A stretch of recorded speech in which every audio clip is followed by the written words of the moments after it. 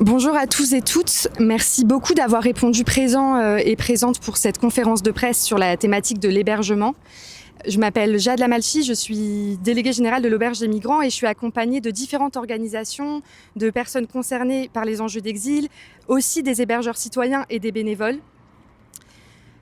Avant d'ouvrir cette conférence de presse, on aimerait d'abord parler d'un événement tragique qui s'est déroulé ce matin.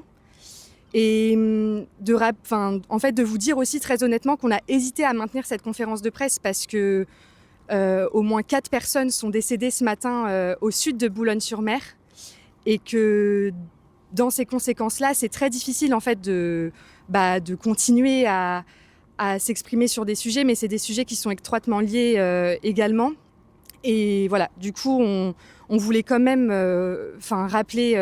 rappeler ça et on a quand même décidé de choisir de maintenir cette conférence de presse parce que c'est des réalités qui existent tous les jours et c'est des réalités qui ont encore existé la semaine dernière puisqu'il y a au moins 2 personnes qui sont mortes et une personne potentiellement portée disparue et que, du coup c'est important aussi de pouvoir le rappeler et de dire que la mort elle fait partie de notre quotidien quand on est à la frontière franco-britannique et c'est pour ça qu'on a choisi de maintenir cette conférence de presse. Je vous propose de faire une minute de silence et rendre hommage à toutes les personnes qui ont perdu la vie à la frontière franco-britannique et de passer ensuite aux réalités qui sont étroitement liées.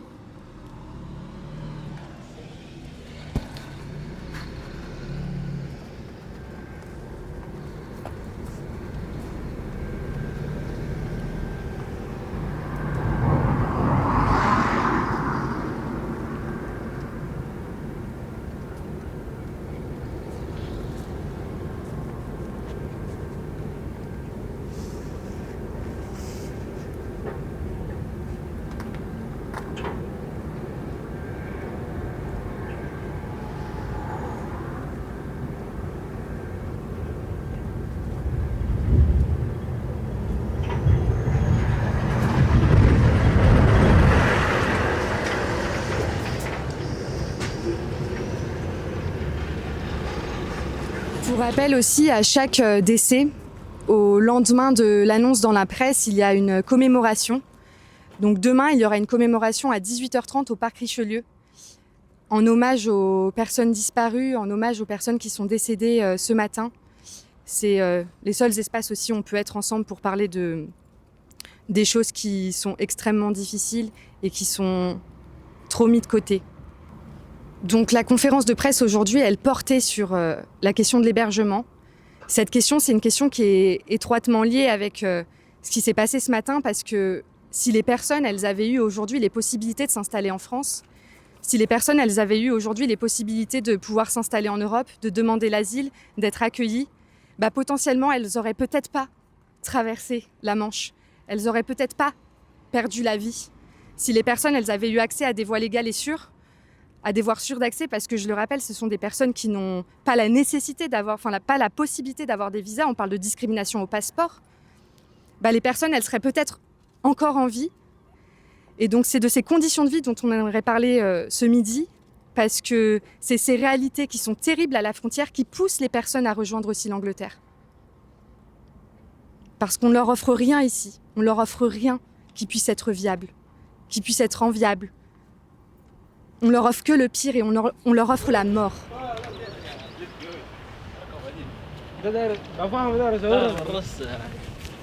Donc si on vous a donné rendez-vous ici, c'est parce que cette rue, la rue des Huttes, c'est une rue qui est le carrefour d'une question qui est fondamentale pour nous, pour les personnes exilées surtout, c'est la question de l'hébergement. C'est une rue qui est du coup très symbolique parce que ici, à rue des Huttes, il y a une association qui est mandatée par l'État et qui donne rendez-vous avant 9h aux personnes exilées pour aller en centre d'accueil et d'examen des situations. J'ai une question à poser. Combien de personnes ici sont venues en bus ou à pied ? Vous pouvez lever la main si vous l'avez fait. Personne. Pourtant, c'est ce qu'on impose aux personnes exilées, de venir en bus et à pied, si elles veulent prétendre à leurs droits, du lundi au vendredi, avant 9h. Je vous laisse imaginer du coup la condition d'accessibilité pour prétendre à ce droit quand on ne parle pas la langue et quand on ne connaît pas le système, qu'on n'a pas forcément été informé et tout ce qu'on sait c'est du bouche à oreille, qu'on a probablement un téléphone qui ne fonctionne pas ou qu'on n'a plus de 4G pour mettre le GPS pour pouvoir se repérer. Je vous laisse imaginer les conditions d'accès à ce droit. On a rencontré un mineur qui a été rejeté par l'ASE et qui s'est retrouvé du coup tout seul, sans forcément être accompagné, et qui a dormi pendant 2-3 nuits. Il a mis une tente ici, dans cette rue, en espérant pouvoir avoir une place dans un bus, dans un CES. Il n'a pas trouvé de place, il est venu nous voir, et aujourd'hui, il est chez un hébergeur citoyen. Et il y a pas mal de personnes, en fait, dans cette rue qui mettent des tentes en espérant avoir une place dans les CAES. Ce lieu, il est aussi symbolique, car il y a un endroit qui est juste derrière vous, qui s'appelle la ressourcerie. Mais ce n'est pas celle que connaissent les habitants de Calais, c'est pas celle où on va récupérer des choses à bas coût, des meubles, etc. C'est un autre lieu qui porte le même nom, mais qui n'est pas au même endroit et qui n'a pas la même vocation. Ce lieu qui est derrière vous, il a été ouvert en 2022. Ce lieu connu des personnes exilées a été créé pour légitimer le vol systémique des biens des personnes survivant dans les lieux de vie lors des opérations d'expulsion. Ici, on ne retrouve pas tout, car la plupart des affaires sont détruites sur place et jetées. Celles qu'on considère comme récupérables, elles sont entreposées ici. Et les personnes peuvent alors les récupérer 24 heures après, entre 13h et 16h. Pareil, même condition d'accessibilité. Il faut être en capacité de prendre le bus sans avoir peur de se faire arrêter par la police. Il faut être en capacité de trouver l'adresse, de comprendre ce lieu. Il n'y a aucun inventaire qui n'est fait pour déterminer à qui appartient les affaires, comme peut l'observer de nombreuses fois l'équipe de Human Rights Observer, alors même que la loi le prévoit. C'est donc au petit bonheur la chance qu'on peut tenter de retrouver ces affaires, et c'est un lieu qui représente l'arrachement, qui est le prolongement de la violence des expulsions et des gens qui survivent dehors.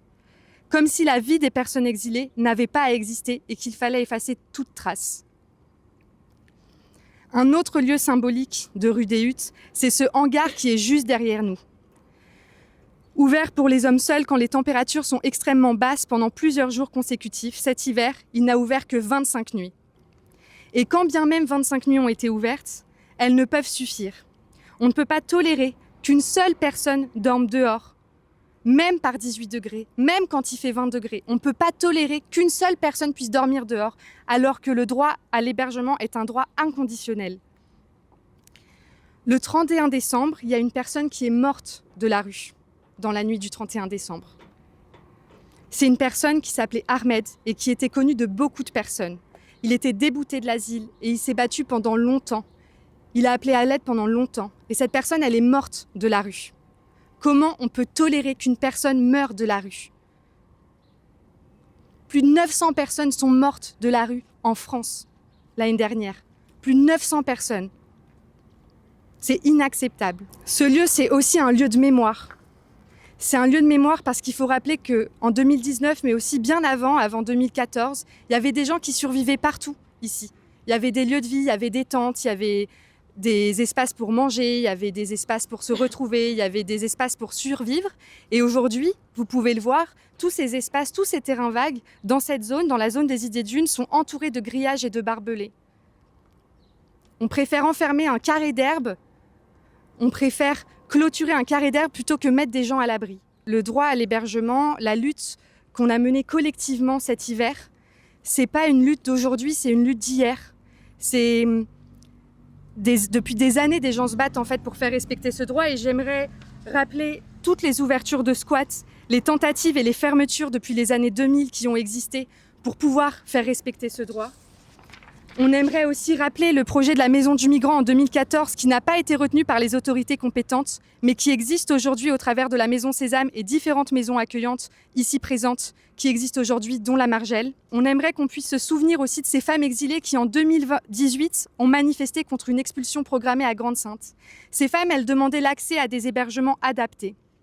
On aimerait aussi se souvenir de la requête qui a été déposée au tribunal administratif de Lille en 2019 par 2 mineurs exilés et soutenue par 9 organisations qui dénonçaient les conditions de vie de centaines de personnes vivant à Grande-Synthe. Elles demandaient que des mesures urgentes soient prises afin de sauvegarder leur dignité et garantir le respect de leurs droits fondamentaux dans l'attente de propositions d'hébergement dignes et pérennes. On aimerait aussi se souvenir que le tribunal administratif de Lille a rejeté leur demande. Il y a eu plein d'autres actions, comme les opérations boîte aux lettres sur les lieux de vie des personnes en 2022, le sitting en 2022 avec des habitants de Calais pour visibiliser les revendications des grévistes de la faim entre 2021 et 2022, qui ont fait plus de 33 jours de grève avec 3 revendications claires qui étaient la fin des expulsions, la fin de la saisie des affaires personnelles et un réel dialogue avec les autorités. De ça, il ne reste plus rien. Et aujourd'hui, des gens continuent de mourir. Et c'est important pour nous de rappeler cette mémoire, car si depuis tout ce temps, nous n'avons eu pour seule réponse le silence, l'histoire se souviendra, et les archives aussi. Et peut-être qu'un jour, on se rendra compte de ce qu'on a fait subir aux personnes étrangères, comme ce qu'on s'est rendu compte de ce qu'on a fait subir pour les femmes, et qu'elles n'ont obtenu le droit de vote qu'en 1944.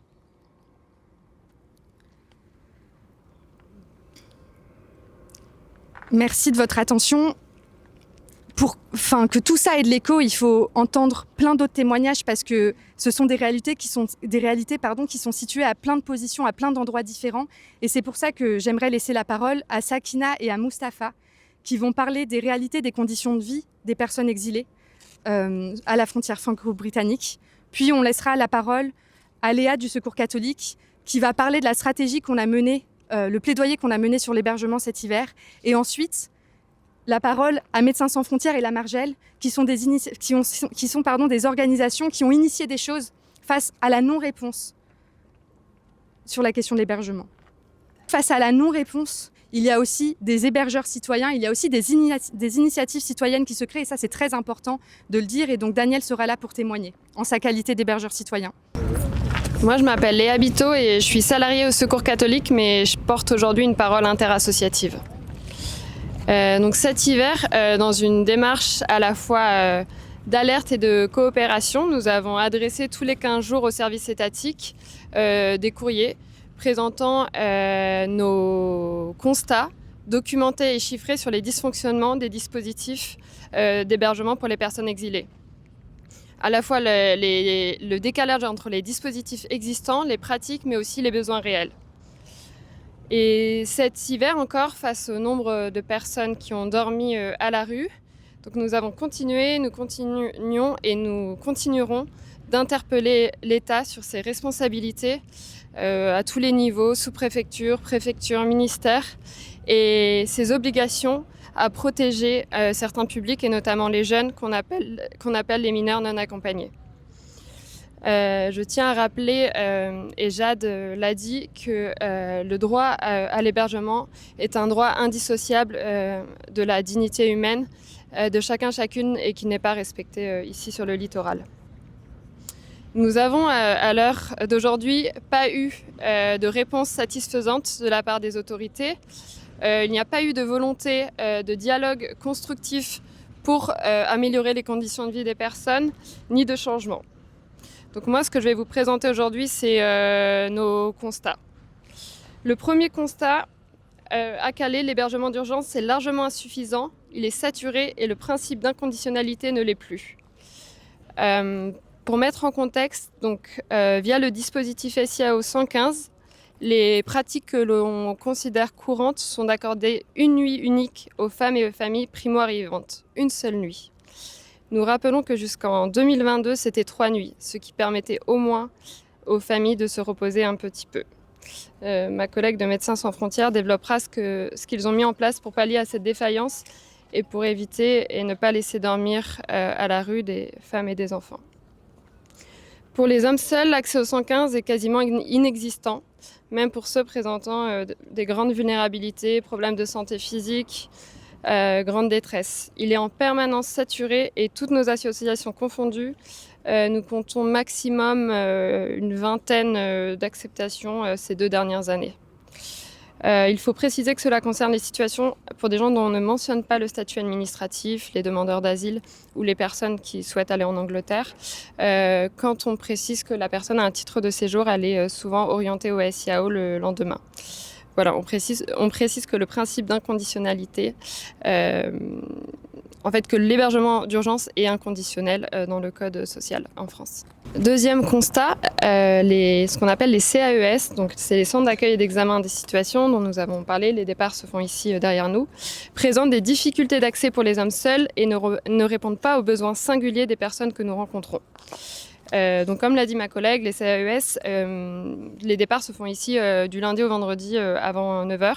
Il y en a 4 dans le département, à Croisy, Nédonchel, Saint-Venant et Saint-Martin-de-Boulogne. Ils ont été initialement pensés pour accueillir les personnes en demande d'asile, mais ils permettent aujourd'hui aux personnes aussi de se reposer quelques temps, maximum 1 mois, même sans vouloir s'installer en France. On rappelle que l'organisation des départs vers les CAES s'inscrit dans le socle humanitaire que l'État a été enjoint de mettre en œuvre à la suite d'une décision du Conseil d'État en 2017. Et aujourd'hui, les CAES sont présentés par l'État comme le principal dispositif de mise à l'abri, constituant le volet humanité de sa politique à la frontière. Or, nous, associations de terrain, ce qu'on constate, c'est que si en effet ils sont accessibles pour les familles nucléaires, c'est-à-dire parents et enfants, les hommes seuls, eux, se font régulièrement refuser. Sur la période du 3 novembre 2025 au 29 mars 2026, nous avons observé physiquement, en venant ici tous les matins, au moins 546 refus pour hommes seuls. Nous avons interrogé les autorités à ce sujet et continuerons de le faire. Si le dispositif est bien dimensionné, parfois même sous-occupé, comme cela est dit très régulièrement, notamment dans les médias, comment expliquer que des refus d'accès opposés à des hommes isolés soient encore très régulièrement constatés par nos associations lors des départs de bus vers les CAES ? Nous maintenons aussi que des orientations vers la CAES ne sont pas adaptées à toutes les situations individuelles que nous rencontrons ici, avec des situations spécifiques liées au parcours d'exil ou aux conditions de vie sur le littoral, les personnes avec un besoin de suivi médical, avec des problèmes de santé physique mais psychique aussi, une incompatibilité avec l'hébergement collectif, un accompagnement rapproché quand il y a par exemple des violences avec une prise en charge médico-sociale nécessaire, des personnes qui ont perdu des proches à la frontière dont ils ont besoin d'être à Calais en fait, pour faire toutes les démarches, notamment administratives. En fait, il n'y a pas de solution pour ces personnes et les CAES ne sont absolument pas adaptés. Le troisième constat, c'est que cet hiver encore, des enfants, des jeunes qu'on appelle mineurs non accompagnés, ont dormi à la rue, notamment en raison d'une saturation du dispositif de mise à l'abri. Je rappelle que le département a l'obligation de mettre à l'abri ces jeunes. La France a ratifié la Convention internationale des droits de l'enfant, déclarant que les mineurs isolés résidant sur le sol français ont les mêmes droits que les autres enfants. Utopia 56 a enregistré pour la période entre le 3 novembre 2025 et le 29 mars 2026 au moins 182 refus de mise à l'abri pour des jeunes rencontrés en soirée. Sur le territoire calaisien, aucune solution d'hébergement étatique n'est disponible pour les jeunes après 22 heures et donc les jeunes sont livrés à eux-mêmes. C'est cette fois encore l'association Médecins sans frontières qui, cet hiver, a comblé les manquements de l'État. Et le dernier constat, c'est que ce gymnase qui se trouve derrière nous n'a été ouvert que 25 jours sur les 90 jours d'hiver. Le reste du temps, c'est un bâtiment vide, alors que des centaines de personnes ont passé l'hiver dehors. Le plan grand froid, PGF, est déclenché seulement en cas de température ressentie entre moins 5 degrés et moins 10 degrés la nuit et négative la journée. Je m'appelle Sarah Galitre, je travaille pour Médecins sans frontières et je vais vous rendre compte effectivement de l'opération que notre ONG a menée pendant la période de l'hiver pour combler les manquements qui viennent d'être énumérés par mes différents collègues. Donc c'est pour le 3e hiver consécutif, Médecins sans frontières a proposé une mise à l'abri d'urgence pour protéger les plus vulnérables et pallier les insuffisances des dispositifs publics qui viennent d'être exposés par Léa et Jeanne. Donc il faut bien comprendre que les chiffres notamment que je vais vous présenter sont le miroir des manquements des dispositifs publics. Je rappelle que Médecins sans frontières est une ONG indépendante qui assure toutes ses opérations grâce au soutien de ses donateurs et donc sans financement public.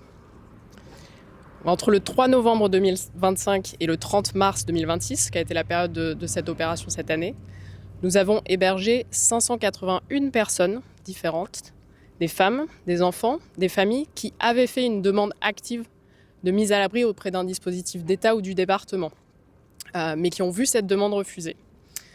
Nous avons aussi accueilli ponctuellement des personnes qui étaient en retour de naufrage et en situation d'extrême vulnérabilité. Sur ces 581 personnes, 345 étaient des enfants, ou bien des enfants en famille, ou bien des mineurs non accompagnés.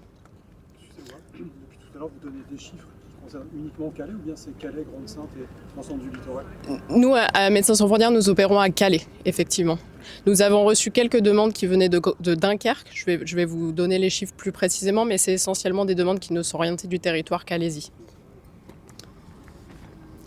Donc sur la période de notre opération, nous avons pris en charge 610 refus issus du 115, donc le dispositif SIAO que Léa a présenté, concernant des familles.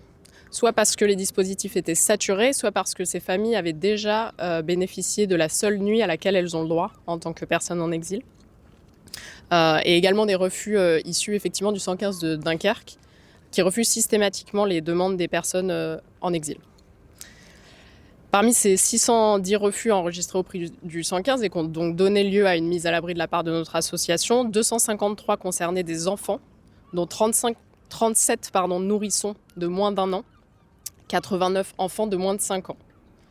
225 refus concernaient des femmes, dont de nombreuses femmes enceintes que nous avons donc accueillies.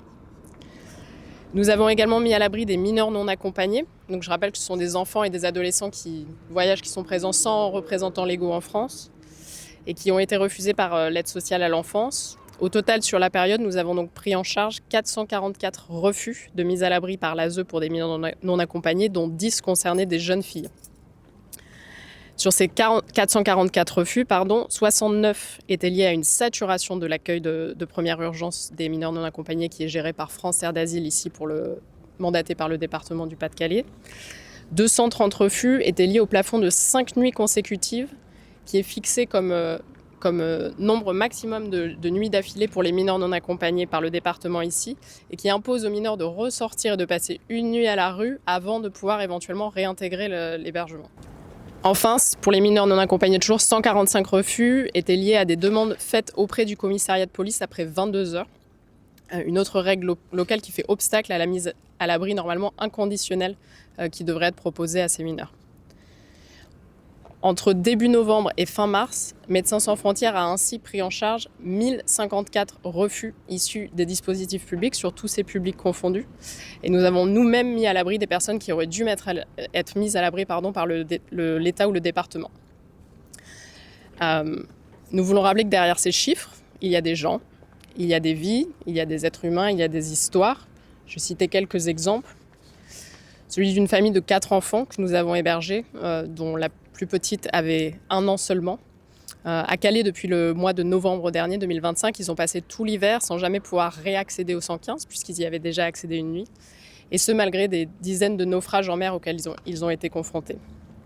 Je peux également mentionner une famille avec 2 enfants, dont la mère, victime de violences conjugales depuis plusieurs années, a réussi à demander à être éloignée de son mari. Elle a finalement eu ce courage-là. Mais sa demande urgente d'hébergement auprès du 115 de Calais a été refusée également parce qu'elle y avait déjà passé une nuit. Donc nous avons aussi mis à l'abri cette personne.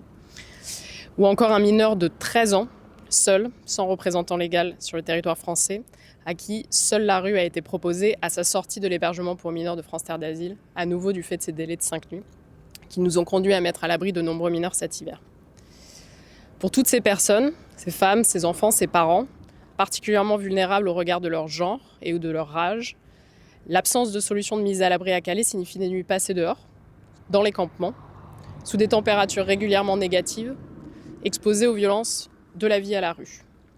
Et en tant qu'ONG médicale, je voudrais, en portant la parole de Médecins sans frontières, rappeler quelques-unes des conséquences de l'absence de solution de mise à l'abri pour les personnes, à la fois sur leur corps, sur leur physique et sur leur santé mentale.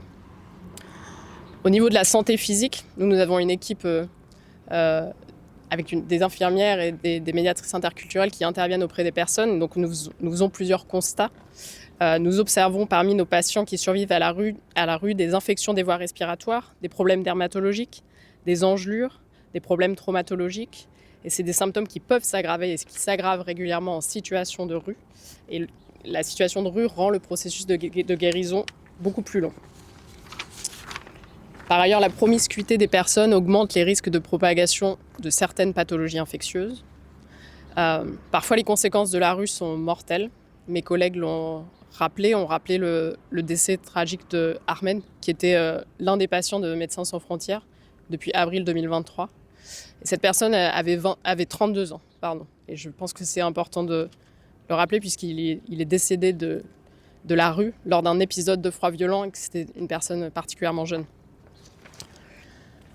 Pour les enfants, les carences en matière d'alimentation, d'accès à l'eau potable, de suivi pédiatrique, qui sont aussi les conséquences de l'absence de solution de mise à l'abri, entraînent des affectations gastro-duodénales, comme des diarrhées, qui sont anormalement fréquentes pour les enfants que nos infirmières consultent et qui ont parfois des complications également dangereuses.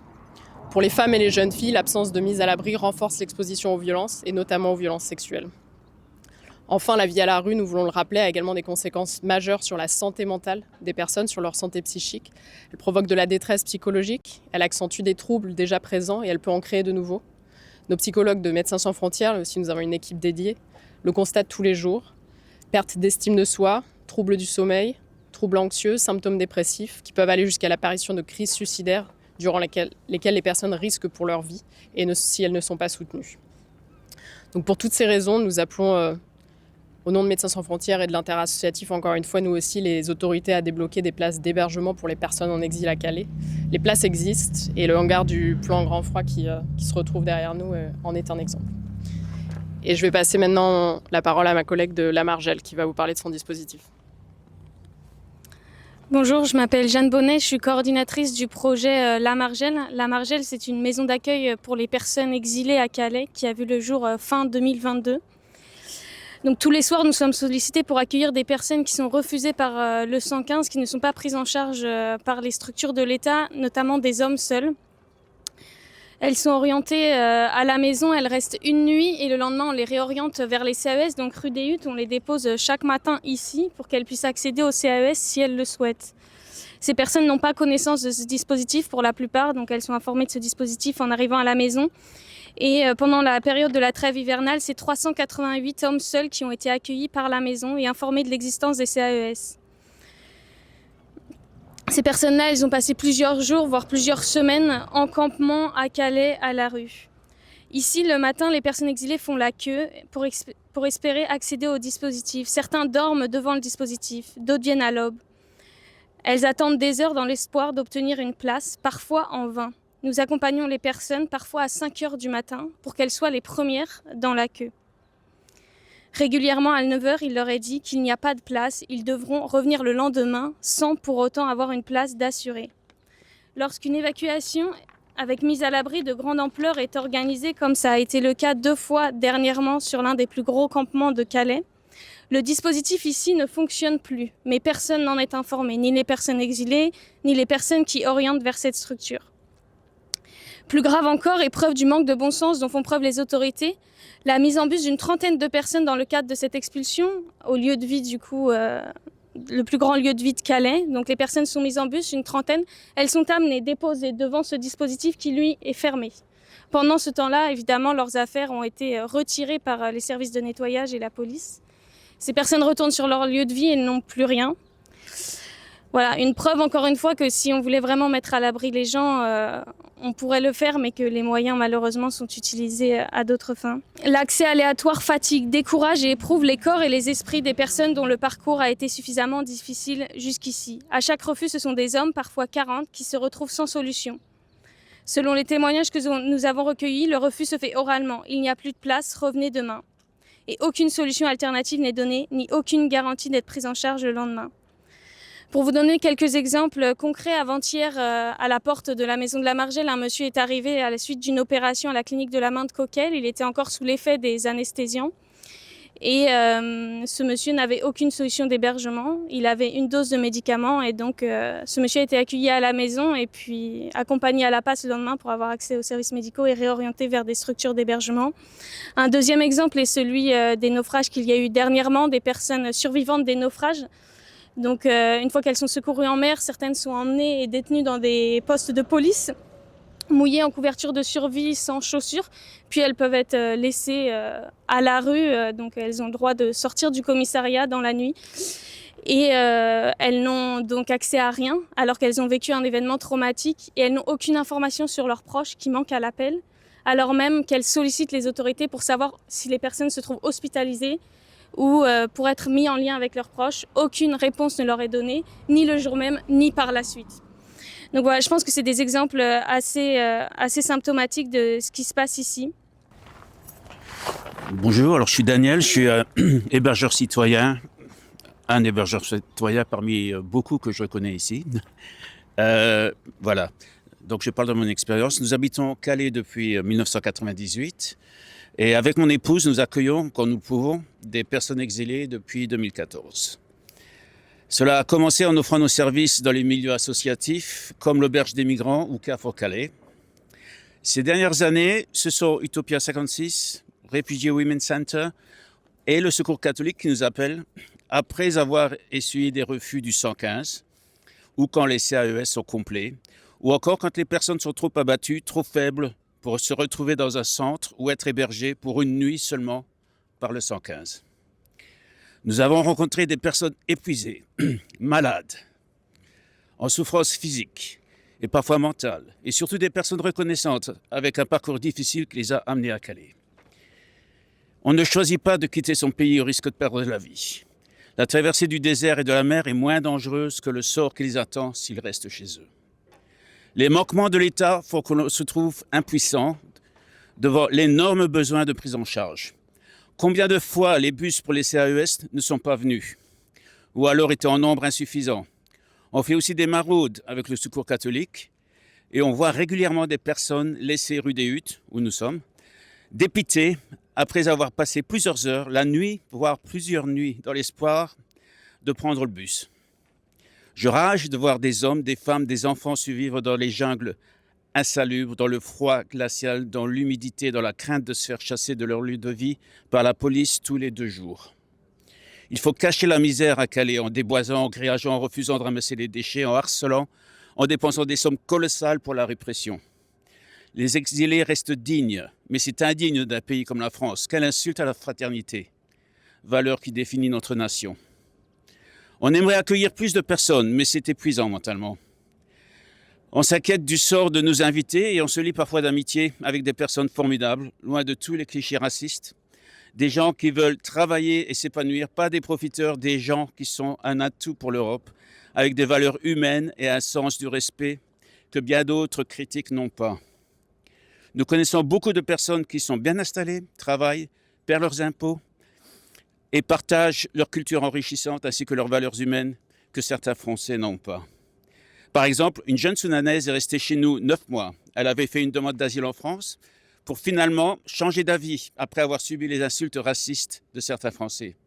Elle a perdu ses parents dans la guerre civile du Soudan et elle étudie maintenant à Oxford, dans une école de commerce prestigieuse. Et elle travaille à mi-temps en hôtellerie pour financer ses études. Une autre famille érythréenne est bien installée à Glasgow. Le père est chauffeur de taxi. La mère s'occupe des enfants qui ont une éducation formidable grâce à leurs parents et leurs valeurs morales. Une autre famille érythréenne est installée à Liverpool depuis 2 ans. Après 8 années en Allemagne, ils sont arrivés chez nous. Leur fille de 5 ans ne parlait que l'allemand. Ils avaient été chassés d'Allemagne où le père travaillait et où elle était scolarisée. Arrivée à Liverpool, elle était au tableau d'honneur à la fin de la première année scolaire. Le papa, tout fier, nous a envoyé une vidéo de la remise des prix. C'est émouvant. Il monte maintenant un projet d'ouverture de magasin à Bécha en suivant une formation commerciale. Une famille palestinienne vit maintenant à York. Ils sont heureux. Le papa travaille comme concierge, homme à tout faire dans un hôtel de la ville. La maman s'occupe des enfants. Une jeune Yéménite qui a quitté son pays à cause de violences conjugales, elle craignait pour sa vie, a dû risquer le passage en Angleterre pour rejoindre son frère qui est britannique. Elle est née au Royaume-Uni, mais malheureusement, parce que son père était retourné au Yémen quand elle avait 3 ans, elle n'avait pas eu la nationalité britannique. Son frère aîné est britannique. Il fallait être 5 ans dans le pays avant de demander la nationalité. Maintenant, c'est passé à 10 ans. On n'a pas de nouvelles de toutes les personnes hébergées. Malheureusement, quelques personnes sont toujours à la recherche d'un emploi, souvent parce que leur niveau de langue est encore insuffisant, mais cela sera temporaire. Un témoignage d'un couple d'hébergeurs citoyens de Calais. On va vous présenter 4 témoignages, dont celui de Mustapha. Et les 3 autres, c'est des personnes exilées là maintenant à Calais. نحن هنا اليوم لنقول إن الكرامة لا تجزأ. الحكومة تتحدث عن افتتاح مركز ونحن نتحدث عن تجميل السجن. ما يحدث في كاليه ليس حلا إنسانيا بل هو نحن هنا اليوم لنقول إن الكرامة لا تجزأ. الحكومة تتحدث عن افتتاح مركز ونحن نتحدث عن تجميل السجن. ما يحدث في كاليه ليس حلا إنسانيا، بل هو استمرار لسياسة الإزالات التي تحطم الخيام وتصادر البطانيات في عز البرد لتجبر الناس على دخول مراكز تفتقر لأدنى معايير الإنسانية. كاليه لم تعد مدينة فرنسية فحسب، لقد تحولت إلى مختبر للسيطرة البريطانية بأموال لندن. القوانين هنا لا تكتب لحماية البشر بل لتأمين الحدود. بريطانيا تدفع الملايين ليس للإيواء بل لبناء الأسوار وتكثيف المراقبة. المعبر الفرنسي أصبح جدارا فاصلا بين عالمين، حيث تنتهك الحقوق تحت مسمى الأمن المشترك. نحن لا نطالب بأسقف من صفيح وجدران باردة، نحن نطالب بالحق في التنقل والكرامة.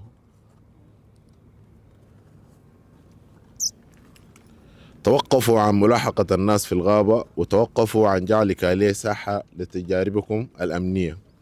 الحقيقة على الأرض أقوى من كل تقاريركم الرسمية. Donc là, on va écouter un témoignage d'un monsieur qui s'appelle Fathi Rahman. نحن كمهاجرين تركنا كل شيء وراءنا لكي نبحث عن مستقبل مشرق. لقد هاجرنا من تلك القارة الأفريقية لا عشان شيء سوى مستقبل مبهج، ولقد أتينا إلى بلد القانون والإنسانية، ولكن ينقصنا أشياء ما زلنا نطالب المساعدة فينا. من يريد الذهاب إلى يوكي وفينا من يريد البقاء هنا، ولسه ما زلنا نصارع الصعاب لكي نصل إلى أحلامنا وأهدافنا. ولم نحدد طريق إلى الولايات المتحدة. لماذا نسلك طريق البحر؟ لماذا لم يوفر لنا طريق اختياري وسهل لكي نصل إلى الولايات المتحدة إلى بريطانيا دون صراعات ومخاطرة؟ كل شيء متوفر من ناحية الطعام، بس ينقصنا كامات في كاليه.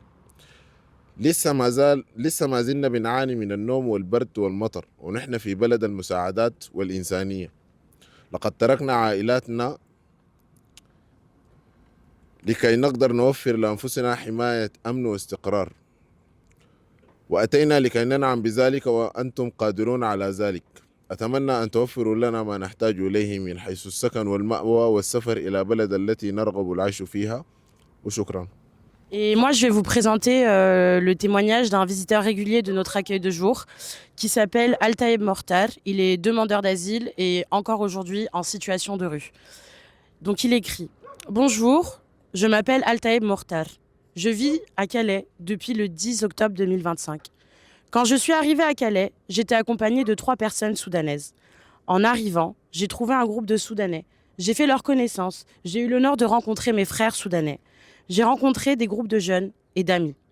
La plupart des jeunes ici à Calais viennent du Soudan, car notre pays est en guerre. Les gens ont perdu leurs proches, ont été dispersés.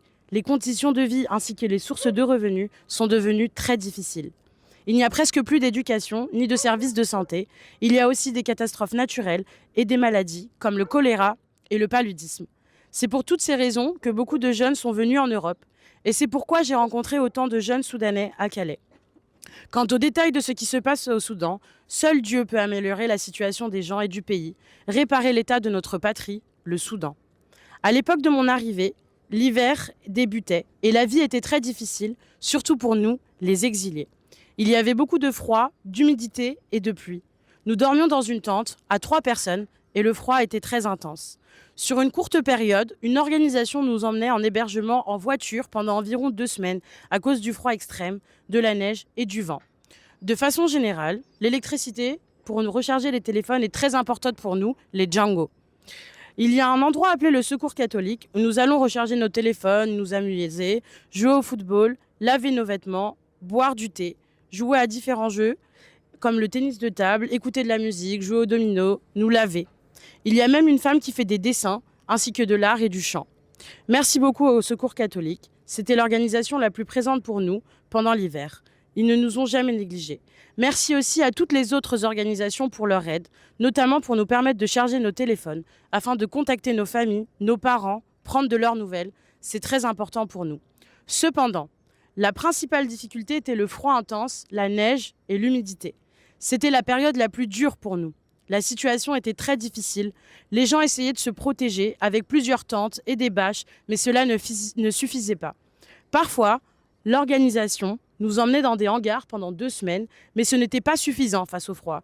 Là-bas, la nourriture n'était pas très bonne et on nous réveillait tôt, avant de retourner au froid pour la journée.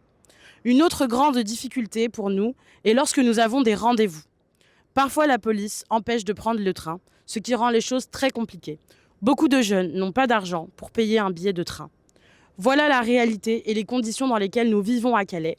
Merci à tous ceux qui ont soutenu les jeunes de Calais, les Django. Et juste pour remettre un petit contexte, quand il dit qu'il peut se laver au Secours catholique, en fait, ce qui se passe, c'est qu'on a de l'eau froide et que du coup, les gens se lavent à l'eau froide.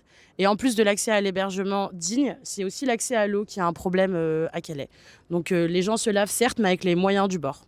Voilà, merci beaucoup. Mais parmi nos revendications, il y a un dimensionnement réel des dispositifs d'hébergement adaptés aux besoins observés sur le terrain. L'ouverture d'une réunion avec les structures d'accueil et les associations pour améliorer le dispositif d'orientation. Une prise en charge adaptée des profils vulnérables, entre parenthèses, mineurs non accompagnés, femmes victimes de violences, personnes en souffrance psychique, avec suivi individualisé. La fin des expulsions et de la saisie des destructions des affaires personnelles des personnes. L'activation du plan Grand Froid pendant toute la période de la trêve hivernale. Et enfin, la réquisition des 11% de logements vacants qui sont présents à Calais pour mettre à l'abri les plus vulnérables. Moi j'ai une question, une double question. Ouais. Je voulais savoir si vous étiez présente au moment de ce qu'on a appelé l'épisode de la jungle jusqu'à 2017, le démantèlement jusqu'à octobre 2016. Et est-ce qu'au regard de cet exemple-là, vous ne craignez pas aussi, avec un accueil plus organisé, de nouveau les services État, ville et les associations soient débordés? Je ne vais pas refaire là toute l'histoire, c'est très compliqué, mais à un moment on a assisté quand même à un débordement, quasiment 10 000 personnes. Est-ce que cet exemple-là est l'exemple du projet initial est un exemple à suivre, ou est-ce qu'on doit s'inspirer de ce qui a été bon et essayer d'aménager? Est-ce qu'il y a quelqu'un qui veut répondre? Sur la période d'il y a 10 ans, il y a des personnes qui sont ici, qui étaient présentes, mais elles sont parties. En attendant, les associations, l'Auberge des Migrants est une association qui existe depuis 2008. Le Secours catholique est une association qui est là depuis 2002. Salam, qui n'est pas représentée ici, est une association qui est là depuis 2002. Enfin, il y a de nombreuses organisations et de personnes solidaires, mais aussi hébergeurs citoyens qui sont là depuis de nombreuses années et qui ont connu la Grande Jungle. Pour ce qui est de la Grande Jungle, c'était effectivement pas satisfaisant d'avoir un bidonville, mais depuis la politique de 0 point de fixation, en 2017, à la suite de la destruction de la Grande Jungle, aujourd'hui, les personnes, elles sont harcelées. Elles n'ont aucune possibilité de s'installer. Elles ne peuvent pas construire en dur. On a essayé de construire des toilettes sèches. On a essayé d'amener le minimum pour que les personnes, elles ne dorment pas dans la boue, de ramener des palettes. Mais les personnes, tous les jours, leurs campements, ils sont détruits. On enlève leurs affaires. Et il n'y a aucune possibilité d'installation, ce qui crée de grosses situations d'errance. En 2018, les situations d'errance et problèmes psychiques, ils ont explosé aussi. Et ça, c'est lié aux conditions de vie et au fait qu'il y a une politique d'expulsion et la politique de 0 point de fixation. Du coup, ce qu'on constate et les témoignages qu'on a avec les personnes calaisiennes qui étaient là pendant la Grande Jungle, c'est que la Grande Jungle, oui, c'était peut-être pas satisfaisant, mais en attendant, les enfants pouvaient aller à l'école. Il y avait les personnes qui avaient la foi pouvaient aller prier, que ce soit à l'église, dans une mosquée ou une église orthodoxe. Il y avait des restaurants, il y avait de la vie en fait. Il y avait du lien social, c'était aussi un endroit où du coup l'information elle était mieux partagée, mieux communiquée. C'était plus facile de se retrouver, ce qui n'est plus du tout le cas aujourd'hui. Aujourd'hui, on galère à donner de l'information aux gens. Une personne, quand elle arrive à la gare, elle ne sait. La première chose qu'elle se demande, c'est où est-ce que je vais manger, où est-ce que je vais dormir, où est-ce que je vais trouver de l'eau. Et les personnes sur qui elle tombe, c'est la police. Et la police qui n'est pas forcément là pour informer les gens. La police, elle est là pour arrêter arbitrairement, délivrer des OQTF. Dans une observation en gare, une fois, je suis tombée sur une personne mineure qui présentait un bout de papier de France Terre d'Asile en disant « je suis mineur, je suis mineur ». La police l'a fouillé, l'a contrôlé, ne lui a pas parlé, ne lui a pas dit « bonjour, tu es en France en tant que mineur, tu peux être protégé ». Et c'est ce qui crée aussi cette politique d'invisibilisation et de chasse en fait. C'est une politique de chasse, on essaye de chasser et d'invisibiliser les personnes exilées. Et c'est pour ça qu'on est à rue des Huttes aussi aujourd'hui, c'est parce que cette rue, on ne la voit pas. Personne ne voit ce qui se passe ici. On ne voit pas les personnes qui sont en train d'attendre leurs vêtements qui ont été pris et volés par la police. Donc peut-être que le bidonville n'était pas satisfaisant, mais en attendant, il y avait du lien social, les personnes pouvaient se retrouver et ne dormaient pas dans des conditions aussi indignes que maintenant. L'important, c'est que si les gens ici tentent de traverser vers l'Angleterre, en partie c'est lié au règlement Dublin, je ne sais pas si vous en avez entendu parler, donc les gens se déplacent en Europe, mais ont sur le bout de leurs doigts la frontière du pays d'entrée. Donc ils ne peuvent pas déposer leur demande d'asile en France, ils peuvent la déposer, mais ils seront pris dans une procédure qui va durer de 6 mois à 1 an et demi, 2 ans, avant que la demande d'asile de cette personne soit réellement étudiée, c'est-à-dire il n'obtient pas le statut, on commence à étudier sa demande d'asile au bout des 6 mois, voire 2 ans, tout dépend de la procédure. Je ne vais pas rentrer dans le détail de ce qu'est la procédure Dublin. Ce qui s'est passé au moment de la Grande Jungle, c'est que oui, certes, il y a eu de très nombreuses personnes qui se sont regroupées ici. Au moment du démantèlement de cette Grande Jungle, en octobre 2016, moi je suis arrivée un peu après en 2017, mais en octobre 2016, ils ont levé cette procédure Dublin, c'est-à-dire que les personnes sont montées dans des bus et sont passés en procédure, ce qu'on appelle les procédures normales. Et donc tout d'un coup, à eux, s'offrait la possibilité de demander l'asile en France. Donc une partie des revendications que nous, on porte, la Margelle et peut-être d'autres acteurs associatifs, mais je ne vais pas les porter en leur nom, c'est en fait la fin de cette procédure Dublin. Et on pourrait sortir de cette procédure Dublin, puisqu'on l'a déjà fait dans le cas de la Grande Jungle. Et du coup, ça laisserait la possibilité aux personnes de déposer leur demande d'asile en France, de ne pas tenter cette traversée et de s'installer ailleurs, en fait, en Europe. Donc là, je pense que c'est un point important pour comprendre, parce que les gens, du coup, ne sont pas revenus. Ils sont restés dans les villes où ils ont été orientés. Pourquoi ? Parce qu'ils ont pu demander l'asile. Pour avoir connu certaines personnes, notamment un groupe de 14 Afghans qui arrivaient dans mon village en Vendée à cette période-là, tous ont obtenu des documents, sont installés dans des villes alentours, travaillent et ont construit leur vie. Ça fait 10 ans. Ça a fonctionné. Donc la procédure Dublin est un des obstacles qui fait qu'ici à Calais, on se retrouve avec toute une partie de personnes qui arrivent là. Parce qu'aucune n'arrive par l'Atlantique, ils arrivent évidemment par des pays d'entrée en Europe qui sont l'Italie, la Grèce, des pays qui sont surchargés de demandes et qui n'ont pas tout à leur offrir, on va dire.